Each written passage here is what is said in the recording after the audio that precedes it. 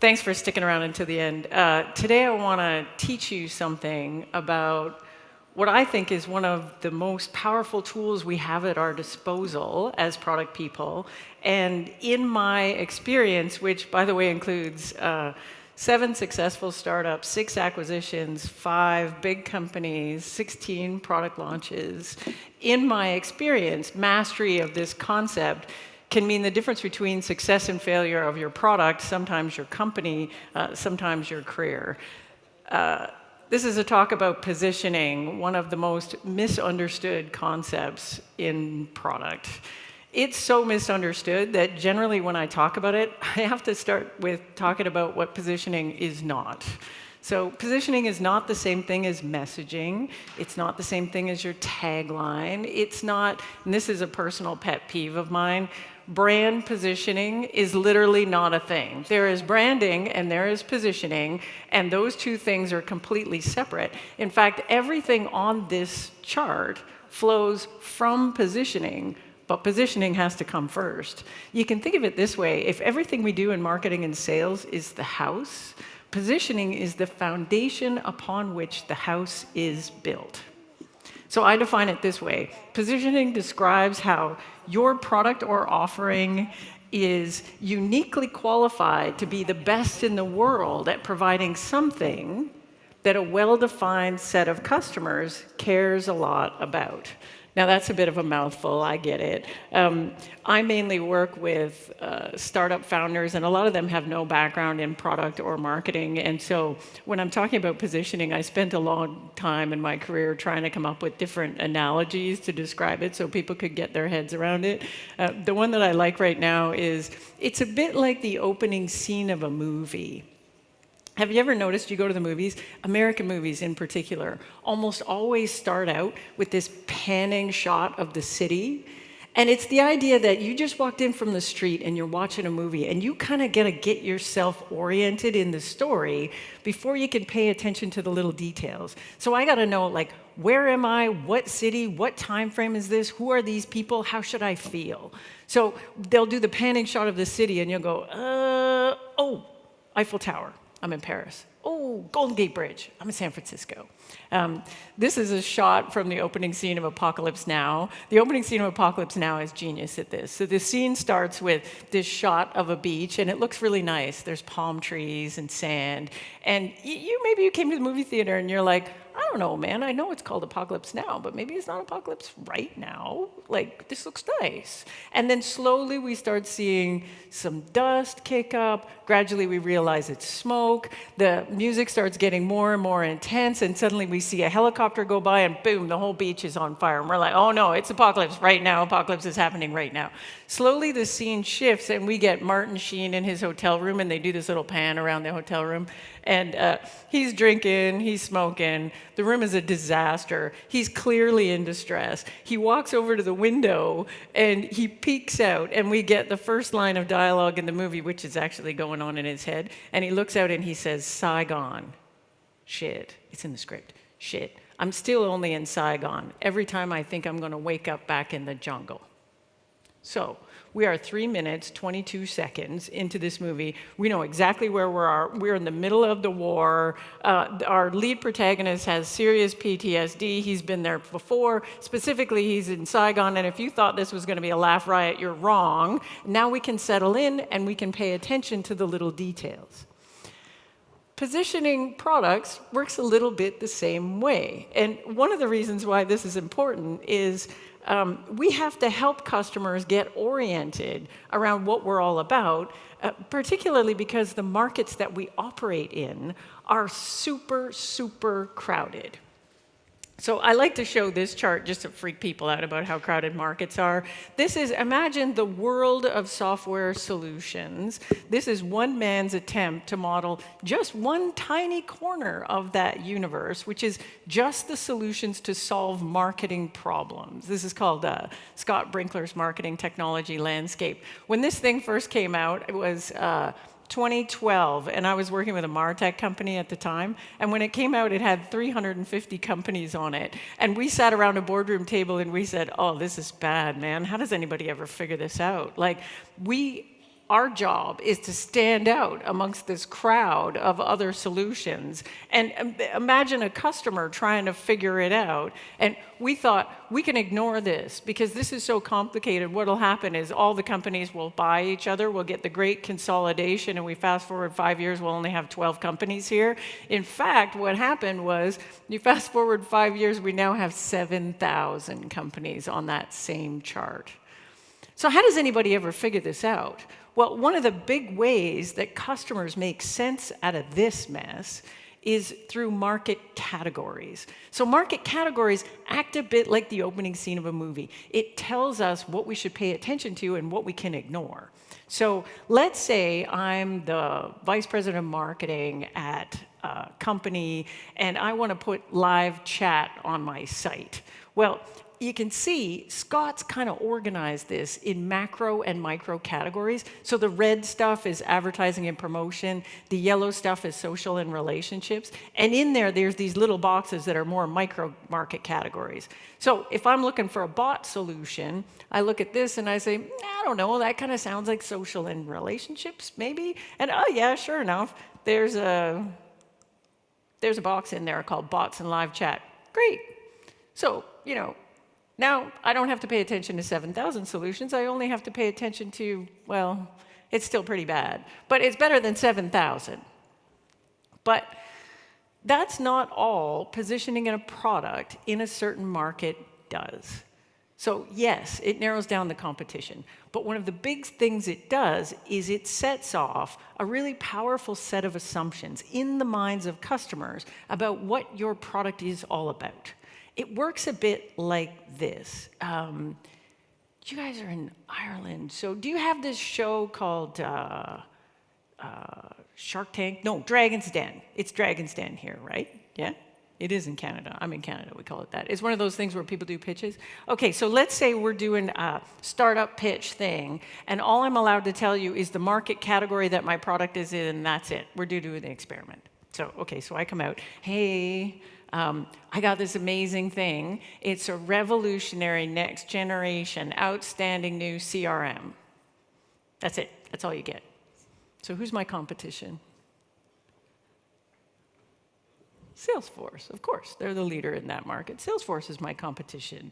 Name me one or two features that you would expect my CRM to have. Tracking deals, tracking accounts, CRM stuff. Right? Tracking a pipeline. You would expect me to have all that stuff.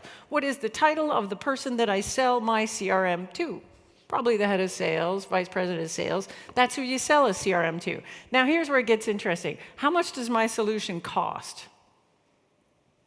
Now, how would you know that? I didn't tell you anything. I didn't tell you a single feature. I didn't tell you one thing that the thing does. How would you know what it costs? Well, you know what Salesforce costs, more or less. And there's no way I'm going to charge more than that, am I? So I didn't tell you my price, but I sure as heck gave you an idea about the upper bound of it. So here's how this works. If I do a good job and I position my product in a market category that sets off a set of assumptions about my product that are true, great. I just saved my marketing and sales team a whole lot of effort. I don't have to tell you who my competition is. It's assumed. I don't have to list every single feature in the product. Half of that stuff is table stakes. However, it works the same way if we do a bad job of it. So if I position my product in a market category that sets off a set of assumptions about my product that are not true, then my marketing and sales team is going to spend a significant amount of effort undoing the damage that my positioning has already done. So it works like this. I'll give you an example. So I get a call from VC in Silicon Valley, and he says, hey, I invested in these folks, and I love them. They're so great. Their customers are super happy. I interviewed a bunch of their customers before I did the investment. Customers love it. The problem is, when they first try to get a meeting with a customer, nobody can figure out what the heck the thing is. Maybe it's a positioning problem. You should help them. I said, great. So let's get them on the phone. So we get them on the phone, and I said, hey, what's your story? And the guy said, we're actually lawyers, ex-lawyers, and we decided what we were going to build is email for lawyers. And so my first thought on that was, Who knew the lawyers needed their own email? But okay, fine, email for lawyers. I'm not a lawyer, thank God. So yeah, okay, email for lawyers, sounds good. So then they go and they jump in and they start doing the demo. And they've got this thing, and it looks like email. It sort of looks like an inbox, and there's things coming in and out of there. And I'm like, hey, that's pretty cool. And so I asked the guy, how does the calendar work on this thing? And the guy says to me, yeah, we don't have a calendar. And I'm like, what? Wait, what? How can you not have a calendar? So how do you replace Gmail or Outlook when you guys don't have a calendar? They're like, we don't replace them. Actually, we don't replace them at all. And I'm like, so the lawyers need 2 email systems. They're going to have 2 emails now. I'm like, this doesn't make any sense. Then I'm like, back up. So I know you have happy customers. I know, because Bruce, your investor, told me. So what is it that customers love so much about you? And they said, oh, we've got this thing. We've got a patent on it.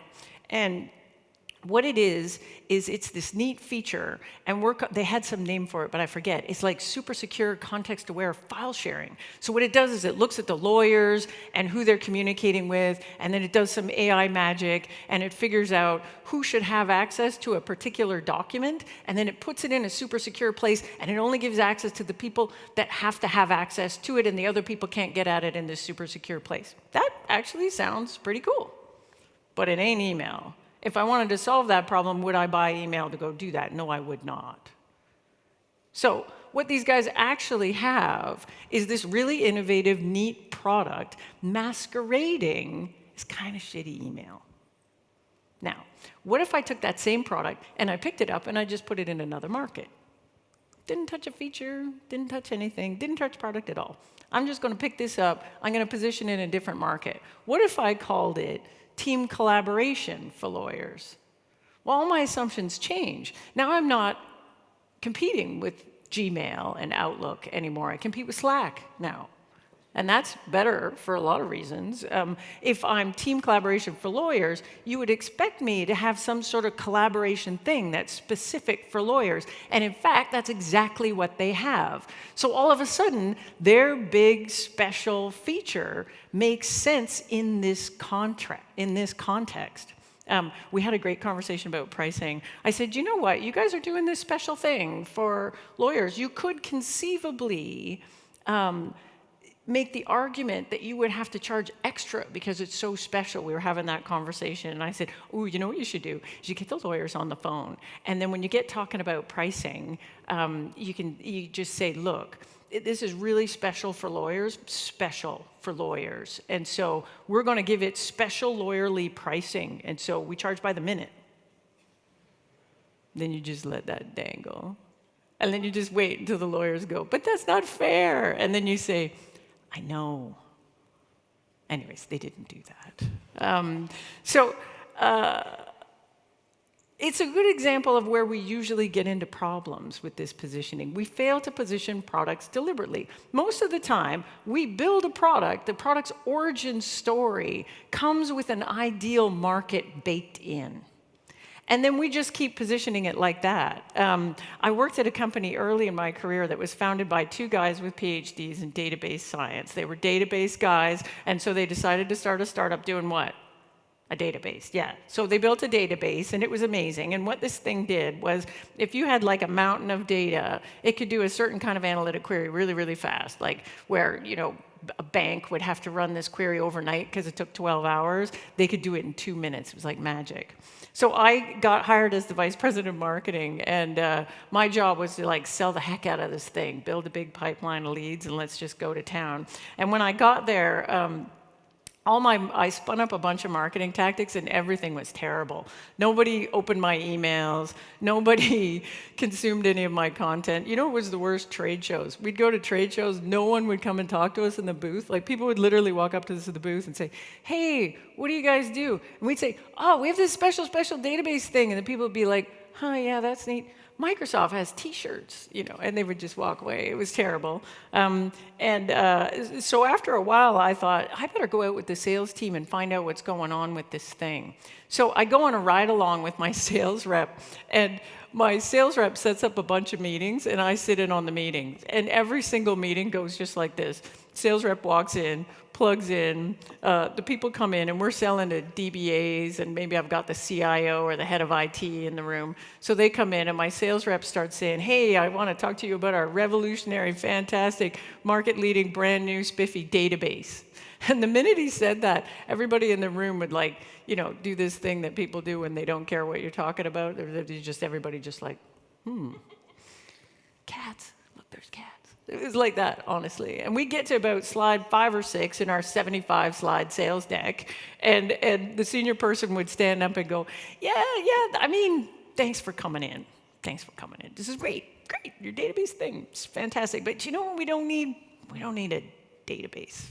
We have a database. It's called Oracle. Everybody in this room is certified on Oracle. We're not married to it. It's not perfect, doesn't do everything, but it's good enough for us. And what we'd really like is for you guys to just, get the hell out of the office. They kick us out. And this went for every single meeting we went to. And I said to the head of sales, I'm like, do all the meetings go like this? He says, yeah. I'm like, why are we doing this? We should be out getting jobs. Anyways, in this case, we got lucky. So the last meeting we had during that week was with a guy who was like a friend of the CEO. So he was a CIO at a big insurance company, but he was polite and nice, and he gave us the hour. He didn't bring his team. He came alone because he was pretty sure it was a waste of time. And he sat there all super polite while we went through the entire 75-slide sales presentation. First time we made it past number 4 the whole week. He was super polite. He's Canadian. And so we got to the end, and we said, so what do you think? And the guy says, I love it. I love it. It's amazing. It's amazing. I can't believe you guys have this thing. It's so fantastic. How do I sign up? Whatever. And we're all happy, me and sales rep. Yay, someone likes our stuff. And he says, about halfway through, I wasn't really sure what it was, though. About halfway through, you guys kind of lost me there for a second with all that database stuff. But then I realized you're not a database at all. And we're like, well, wait a minute, what are we if we're not a database? The guy says, no, you're not a database. You're like a business intelligence tool. Maybe you're a data warehouse.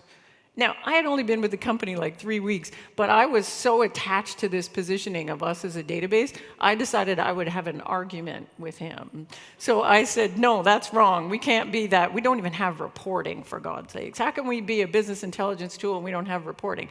And the guy said, look, databases, you use databases for all kinds of things, and analytics just one little thing that you do. And if I wanted to solve an analytics problem, I would go get a business intelligence tool, and holy cow, you're the vice president of marketing, for heck's sake, who gave you that job anyway? That's a very Canadian thing, by the way. Are there Canadians? Just me? I'm the only one? Oh, yeah, there's a couple. See these people? You keep your eye on them. They're sneaky.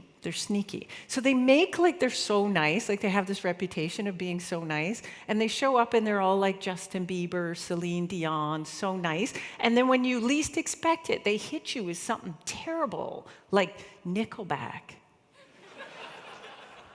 Be careful. Don't fill out the form later and say, April didn't teach us anything. So we repositioned ourselves as a data warehouse specifically for machine-generated data, and it completely changed the way people saw our product. So we came in and we said, we're a data warehouse for machine-generated data, and instead of everybody trying to throw us out the minute we got in there, everybody was leaning forward going, ooh, that sounds neat. They knew what a data warehouse was, but they didn't necessarily have one.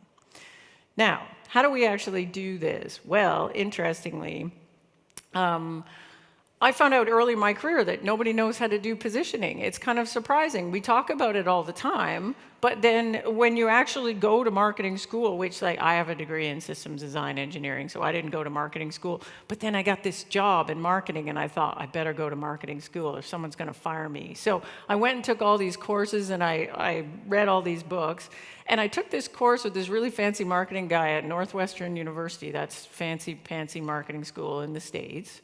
And we had a module on positioning, and the thing the guy showed us was this.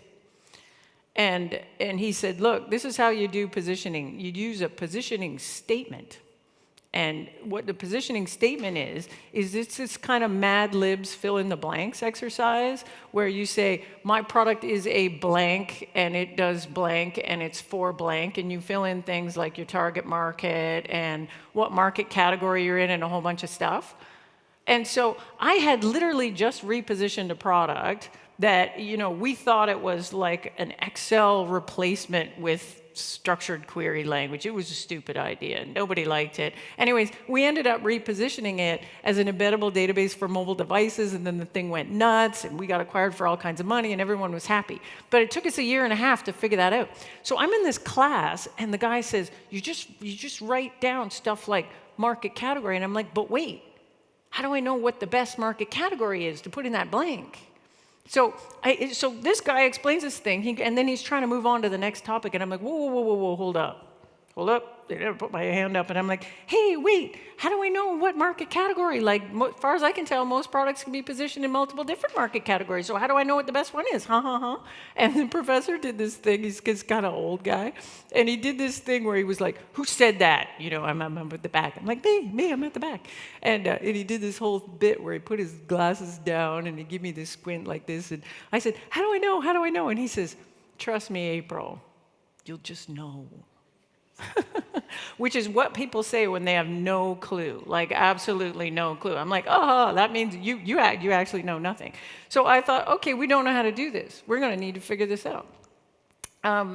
So I went around and talked to a bunch of marketing people I know, and we're doing positioning, we're just not following a process. So the first thing I thought, and I have an engineering degree, so I thought I'll take an engineering approach to this. All you got to do is break positioning down into tiny little pieces, figure out the best answer for each of the pieces, put it all together, voila, perfect positioning, right?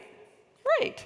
So here are the component pieces of positioning. They're the blanks of the positioning statement. In essence, it's what's my market category? Who are my competitive alternatives? What are my unique or differentiated features or capabilities? What is the value that I can deliver for customers? And who's my target customer segmentation? Those are the 5 things. If you can figure out that, then I can put them together and get good positioning. So the problem is once you start looking at this, you realize that each of the component pieces actually has a relationship to each other. That's part of what makes this so hard. I could pick anything on this chart. Let's pick value. The differentiated value that my product can deliver is completely dependent on my unique features. But my differentiated unique features are only unique when I compare them to the competitive alternatives. My customer segmentation, these are the people that care the most about the value that my product can deliver. And then the last bit, which is market category. Well, market category is simply the context I position my product in where that value is obvious to these people. So where do I start? And so for a long time, I had this idea the thing was just a spiral. You pick something, you work your way around the ring, you test it out. Maybe it works, maybe it doesn't. If it does, great. If it doesn't, you have to go back to the drawing board and pick another thing and work around. And it's a long story how I broke out of this. I spent a lot of time going deep on jobs to be done stuff, actually. And where I got in at the end of that, you guys ever met Bob Mesta? He speaks at these conferences. He's so smart. And so reading his stuff and Clayton Christensen's stuff, it dawned on me that we actually have to start with competitive alternatives. If we don't start with competitive alternatives, we will end up with positioning that sounds good inside the building, but outside the building is actually not differentiated. The trick, though, is to make sure you actually have the right competitors. So most of the time, we'll do this wrong. So I get startups all the time. They'll come to me. I'll say, who's your competitor? And they'll say, these guys. And they'll list me some list of 5-person startups in the Valley that nobody's ever heard of. And I'll say, okay, great. So how do you beat those guys? And they say, ease of use. Ease of use. Like if you look at theirs, takes them 15 clicks to get something done. And with us, it's 2. It's amazing. And I say, okay, but do you actually ever bump into them in a deal competitively? And they'll say, no, like all together, all of them have like 3 customers. And I'm like, so what would the customer do if you didn't exist? And he says, oh, well, they probably just, use a spreadsheet, maybe hire an intern to do it. So here are these guys, they've got a website talking about ease of use. Their whole thing is about ease of use. Are you ever going to beat the intern for ease of use? No, the intern's super easy to use. You're like, Joey, get me a coffee, cream and sugar. I like it like that. When you come back, fill out the spreadsheet, right? So if you get the competitor wrong on this, downstream, everything else will be wrong too. There's lots of ways to mess this up, and I pretty much don't have any time. But lucky for you, I took all kinds of notes, 200 pages worth, and Mike is like Oprah and is giving everybody a free book. And so if you haven't got one yet, you can get it at the back. If you want to go deep on this stuff, it's all there.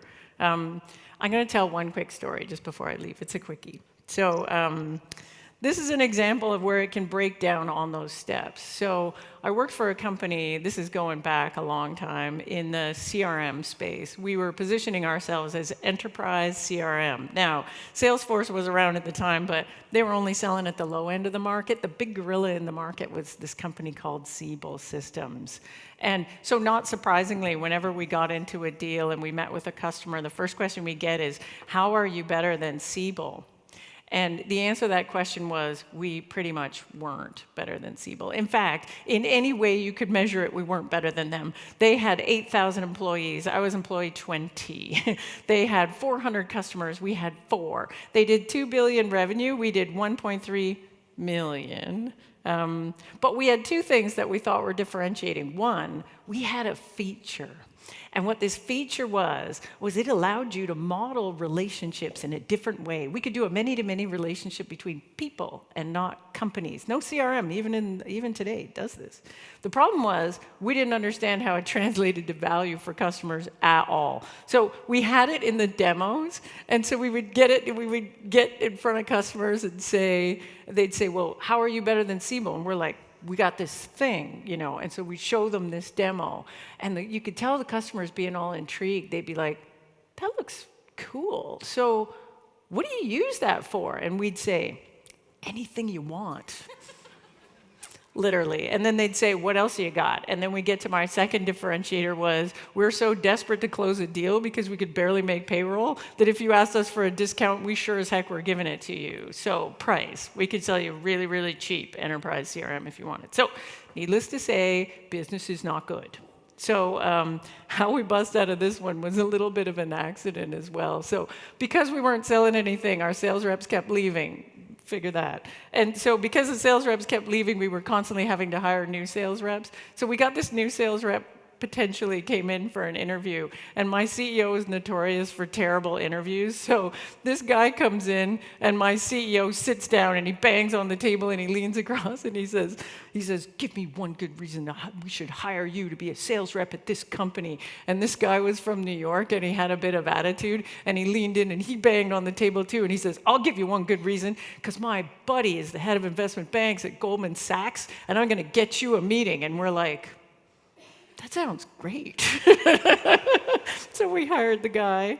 And then 2 weeks later, we get the meeting with the head of investment bank at Goldman Sachs. So I volunteered to go with the guy because I want to know what the office of the head of investment banking at Goldman Sachs, what his office looks like. You know what it looks like? It looks like this room, pretty much. It's huge. Anyways, we go in, we do the demo, and we get to the thing, right? So we're going to show our special feature. My rep's really good, does this great demo. And when he gets to the thing, the guy gets really excited, and he's asking questions. He's like, wait. So you're saying if 2 people belong to the Harvard Club, you can model that in your software? We're like, yeah. He's like, whoa. So if 2 people sit on a board together, they don't work on at the same company, but they sit on a board together, you can model that? We're like, oh, yeah, we can. And he's like, hang up. I need the vice presidents. He runs off, comes back with 3 guys that are vice presidents that work for him, and he's like, show them the thing, show them that thing. So we show them the thing, and then the vice presidents are like, wait. So if 2 people used to work together, but they don't work together anymore, you can model that in the thing. And we're like, yeah, we can do it. And then things went crazy, and they all turned to each other and started speaking their secret banker language and like jumping up and down. And me and the sales rep are like cowering in the corner. Like, have you ever been in a room full of super excited investment bankers? It's terrifying. Anyways, so they get out of this thing, and then they're like, yeah, we want it. We love it. And we're like so excited. We're like, boom, close the deal. Then we have this thing.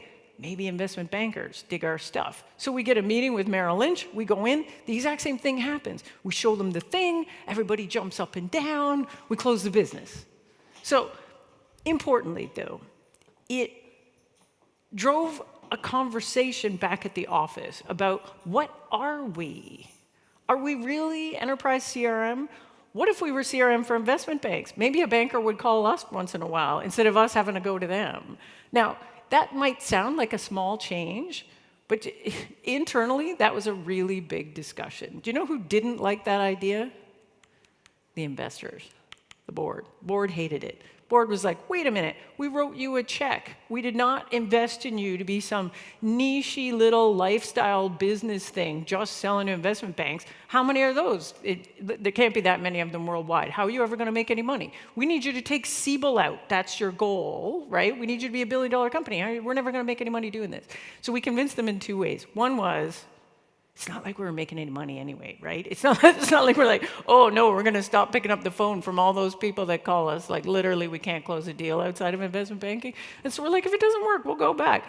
And then the second thing we said was, look, we're not going to stay in investment banking forever. We're going to get investment banking.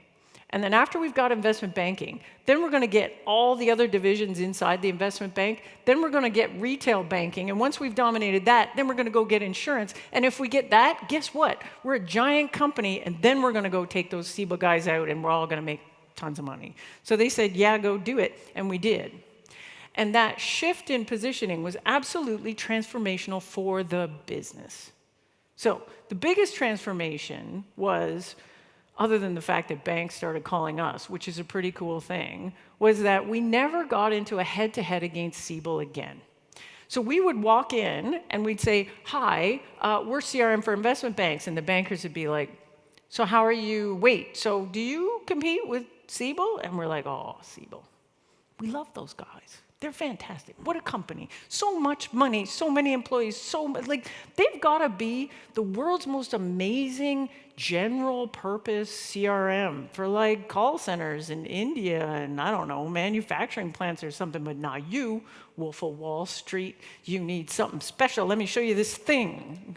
And then they would jump up and down. And so we got completely out of doing that. We grew so fast. We went from 2 million revenue to a titch under 80 million revenue in 19 months. I never hired so many people in my life. And the neat ending to that story is that Siebel got so sick of us kicking their tail all up and down Wall Street and then in London and everywhere else that they came and acquired us for $1.7 billion. And the board didn't think we were going to make any money. That's it. That's the end. I'll leave you with two things. One, you need to position deliberately. Most folks don't. But you need to be open to the idea that maybe the thing you thought you were, you're actually not that thing. And then two, if you are going to do positioning, you shouldn't just do it fill in the blanks. You should actually use a structured process to do that. That's my email if you want to contact me. That's the end. Thanks. Bye.